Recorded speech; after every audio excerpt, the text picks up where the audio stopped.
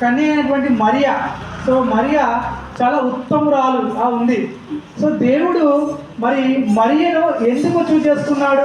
ఎంతోమంది స్త్రీలు ఉండగా దేవుడు ఏంటంటే మరియను మరి యోసేపును చూస్ చేసుకున్నాడు కదా.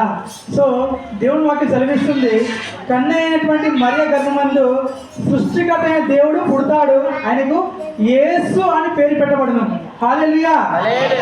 యేసు అనగా లోక రక్షకుడు, లోక రక్షకుడు.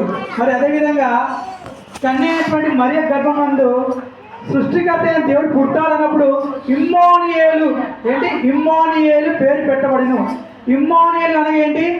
దేవుడు మనకు తోడున్నాడు, దేవుడు మన తోడు ఉన్నాడని అర్థము. మరి సృష్టికర్త అయిన దేవుడు ఒక చిన్న పశువుల పాకలో పుట్టడానికి గల కారణం ఏంటి? మరి దేవుడు సృష్టికర్త అయిన దేవుడు అంతా చేసిస్తుంది దేవుడే కదా. అలాంటి దేవాది దేవుడు ఒక చిన్న పశువుల పాకలో, అది కూడా స్థలం లేకపోతే ఏం చేశారంటే చిన్న తొట్టెలో పరుండబెట్టారు. పొత్తి గుడ్డలతో చుట్టబడినటువంటి శిశువు. ఆ శిశువు పుట్టగానే ఆ రాజుకు భయం పుట్టుకుంది. ఆ రాజుకి ఏంది? భయం పుట్టుకుంది. కానీ దేవుడు చెప్పాడు ఏంటంటే సమస్త పాపం నుంచి, దోషం నుంచి విడిపించేవారు ఎవరంటే యేసుక్రీస్తు ప్రభువారే. హల్లెలూయా. సో వాక్యం సెలవిస్తుంది ఇక్కడ, ఆ రోజుల్లో కొంతమంది గొర్రెల కాపరులు ఏంటంటే మందకాడ చలి కాచుకుంటూ ఉన్నారన్నమాట. చూడండి, గొర్రెల కాపరులు అంటే దేవాది దేవుడు ఏంటంటే సృష్టికర్త అయినటువంటి దేవాది దేవుడు పుట్టిన తర్వాత రాజులు కూడా ఏంటంటే భయపడ్డారు. తర్వాత జ్ఞానులు, మేధావులు అంటాం కదా మనం, జ్ఞానవంతులు, తర్వాత పరిసయ్యులు, తర్వాత శాస్త్రులు, ఈ ముగ్గురు కూడా ఏంటంటే విచారించండి ఆ నక్షత్రం ఎక్కడ ఉంది. ఇప్పుడు నక్షత్రం ఎందుకు పెడతామంటే మనం లైట్, ఇప్పుడు లైట్ వెలగానే ఏంటంటే చీకటికి భయం. లైట్ అంటే ఏంటి? చీకటికి భయం. కాబట్టి అంధకారం అంటే మనం పోరాడుతుంది దేంతో అంటే అంధకార శక్తులతో, దురాత్మ సమూహంతో పోరాడుతూ ఉన్నాం. సో మన రాజ్యం ఏంటంటే దేవుడి రాజ్యము, మనం రాజులైన యాజక సమూహం. అంత గొప్ప జనాభా అంటే అంత గొప్ప శేషాన్ని దేవుడు మనకి ఇచ్చాడు. అంటే దేవుడు ఒక చిన్న పశువుల పాకలు, అక్కడ గొర్రెల మందలు ఉన్నాయి.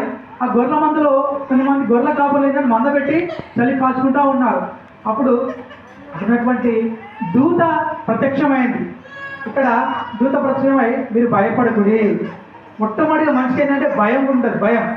సో ఒకటేసారి మన కళ్ళ ముందు 10 కోట్ల రూపాయలు అనుకో అని అంటాం అప్పుడు సార్, లేకుంటే ఏదైనా దయ్యం వచ్చి అని అంటాం మనం. ఎందుకంటే మనిషికి భయం అనేది చాలా అంటే భయపడుతూ ఉంటాం. మరి మరియా చాలా చిన్న వయసురాలు, యోసేపు మరియా. దేవుడు ఏంటంటే పరిశుద్ధాత్మ వలన దేవుడు గర్భం దాచాడు మరియా.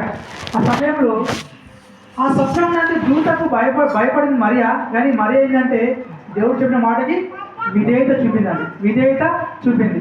తర్వాత అదేవిధంగా జ్ఞానులు, ఈ పరిసయ్యులు, ఈ శాస్త్రులు, ఇంత పెద్ద మేధావులు కూడా ఏంటంటే ఆ చిన్న బాలుడు పుట్టగానే ఎందుకు విచారిస్తూ ఉన్నారు? అసలు చూడండి, ఎక్కడో బెత్లెహేము గ్రామంలో, అది ఎవరికి గుర్తున్నటువంటి గ్రామం, కుగ్రామం అంటాం కదా, ఎక్కడో చిన్న మారుమూల గ్రామంలో యేసు ప్రభువు పుట్టగానే ఆ శాస్త్రులు, జ్ఞానులు, మరి వేదాలు అంతా కూడా పోయి ఆ నక్షత్రం ఎక్కడ ఉందో ఆ నక్షత్రం దాన్ని చూసుకుంటూ వెళ్తూ ఉన్నారు. సో నక్షత్రం అనేది ఏంటంటే దేవుడి యొక్క వెలుగు సాదృశ్యంగా ఉంది. హల్లెలూయా. మరి నిజమే, వాళ్ళు ఆ పశుపాకలో ఉన్నప్పుడు ఆ పొత్తి గుడితో చుట్టుకున్నటువంటి శిశువుని చూసి వాళ్ళు ఏం చేశారంటే సాగిలపడి నమస్కారం చేశారు. హల్లెలూయా. చూడండి, మేధావులు, జ్ఞానవంతులు, బహుశా మన ప్రకారం అంటే ప్రధానమంత్రి కావచ్చు, రాష్ట్రపతి కావచ్చు, లేకుంటే పెద్ద పెద్ద హోదాలు ఉన్నటువంటి గవర్నర్స్ కావచ్చు, వాళ్ళందరూ కూడా ఏంటంటే చిన్న బాలను చూడగానే, పశు బాలను చూడగానే వాళ్ళు మోకరించి ప్రార్థన చేశారు. హల్లెలూయా. చూడండి, ఈ బాలుడు 9 మాసాలు వచ్చినటువంటి మరియా డెలివరీ అయిన తర్వాత అక్కడ పొత్తి గుడితో చుట్టబడి ఉంది. ఎంత పెయిన్ఫుల్గా ఉంటుంది చూడండి. ఒక స్త్రీ 9 మాసాలు వచ్చినటువంటి స్త్రీ తను ఎంత పెయిన్ఫుల్గా ఉన్నప్పటికీ ఆ గ్రామం ఎంత పరిగెత్తుకొని వెళ్ళి ఒక చిన్న పశుపాకల సంతంలో దాక్కుని, సో భయంగా డెలివరీ అయిన తర్వాత ఎలా ఉంటుంది మరి? చలి, ఎంత చలి అండి. మరి ఎందుకంటే శీతాకాలం అంటే పడవనే కదా, శీతాకాలంలో మనకి భయం లేదు, సో మనకి దిగులు లేదు. ఎందుకంటే మన దేవుడు సృష్టికర్త అయిన దేవుడు. హల్లెలూయా. మన పాపములకు శాంతికరమై ఉన్నాడు. అందుకే ఇక్కడ లూకా సువార్త 2వ అధ్యాయము చదువుకుందాం. లూకాసు వార్త 2వ అధ్యాయము 8వ వచనం.